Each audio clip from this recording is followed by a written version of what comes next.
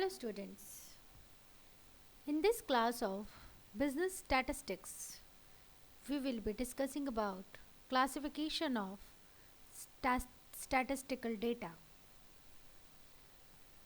Now, our topic of today is problems in classification of class intervals. A statistician has to face some problems in classification according to class interval. The main problems are number 1, number of class intervals, number 2, magnitude of class intervals, number 3, determination of class limits, and number 4, arrangement of class frequencies. Now, the first question that has to be settled is the number of classes in which given data are to be divided. No hard and fast rules are given for determining the number of classes, but it should be kept in mind that the number of classes should neither be too small nor too large.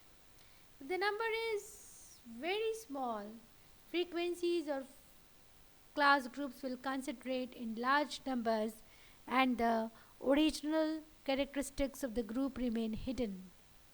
If the number of classes is too large, the class frequencies will be too less. In some of the classes, it may be 0 also. It will cause difficulties in calculation process. As such, number of classes should be decided by balancing the two extremes, keeping in mind the characteristics of data is clearly reflected so that the minimum possible information is obtained. Generally, in a frequency distribution, the classes should not be less than 6 to 8 and more than 15. Now, what should be the magnitude of class intervals? The class width used should also be a convenient number which will depend upon the difference between the largest and the smallest values and the number of classes. If the height of 40 students is required to be classified in 15 classes, the largest and smallest height being 180 and 150 centimeters respectively, the class intervals will be determined by means of the formula. Magnitude of class intervals is denoted by small I. So, formula is equal to class interval is equal to largest value minus smallest value upon number of classes. Now we suppose that largest value is equal to L, smallest value is equal to S, and number of classes is small n. So our formula is I is equal to L minus n S upon n. So 180 minus 150 upon 15. So the magnitude will be 2 centimeters. The class interval will be 2 and the classes will be like this: 150 to 152, 150 to 154, 154 to 156, and so on. There is also one Sturge's rule.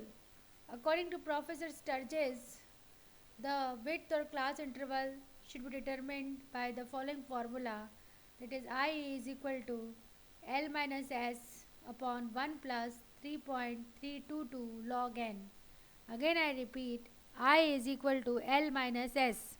L is largest value, S is smallest value. L minus S upon 1 plus 3.322 log n. Here n is used for total number of observations, log n for logarithm of that number. On the basis of Sturge's rule, number of classes can be found with the help of formula, that is small n is equal to 1 plus 3.322 log n. N is used for number of classes. So by the help of Sturge's rule also we can find out the number. Now we are to determine the number of class limits. The lower and upper limits of different classes should be clear and well defined so that each item is included in one or the other class. The class limits may be based on inclusive method or upon the exclusive method. Then the fourth problem is arrangement of frequencies.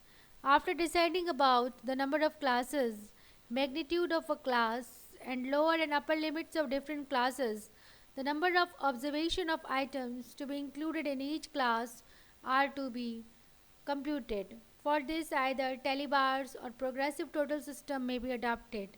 In this manner, the construction of grouped frequency distribution is completed. Then we come to another topic, that is statistical series. The logical arrangement of statistical facts by size, magnitude, or characteristics is called statistical series. If two variable quantities can be arranged side by side so that measurable differences in one corresponds with measurable differences in the one correspond with other, the result is said to form a statistical series. For example, if data regarding production of iron ore in India during past 10 years are given and they are to be arranged in logical order, such array is called statistical series. Statistical series are of following types according to time, space, and according to condition, and individual, discrete, and continuous series. Time series, when data are observed over a period of time, it is called time series. In such series, the information is presented for each unit of time, for example, for each year, each month, and each quarter per minute. A spatial series is that when the information collected is presented in geographical or locational differences. For example, state-wise distribution population in India, the data regarding national income for different countries, etc. Condition series is that series where the collected data are capable of numerical measurement and are presented in a range according to some conditions such as marks obtained, height in centimeters or inches, ages in years, weights in kgs, etc. On the basis of formation, statistical series are of three types, that is individual, discrete, and continuous. Individual series is that in every item is independent and the measurement of each item is given separately. No item is placed under any group if marks obtained by 50 students of a class are given separately for each student, or monthly income for 10 families are given for each individual family. They are called series of individual observation. Then we come to discrete or discontinuous series. Discrete series of the data is one in which exact measurement of each unit is possible in whole numbers and individual value differ with definite breaks.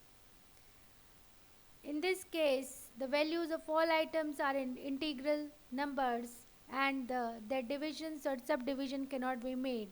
For example, accidents of persons, page numbers, number of children in a family are presented in the form of discrete series. Then we come to another, that is continuous series. It is totally opposite of discrete series. Size of items are not definite and lies between the numbers.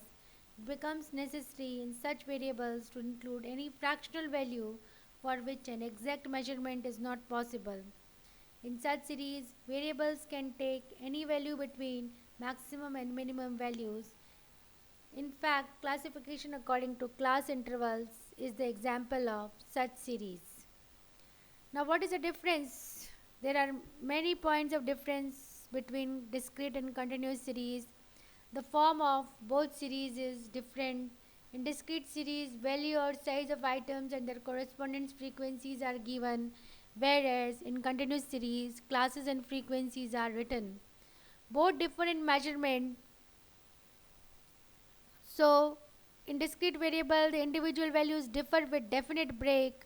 On the contrary, no definite break in continuous series. So, I hope you all understood. Thank you for this class.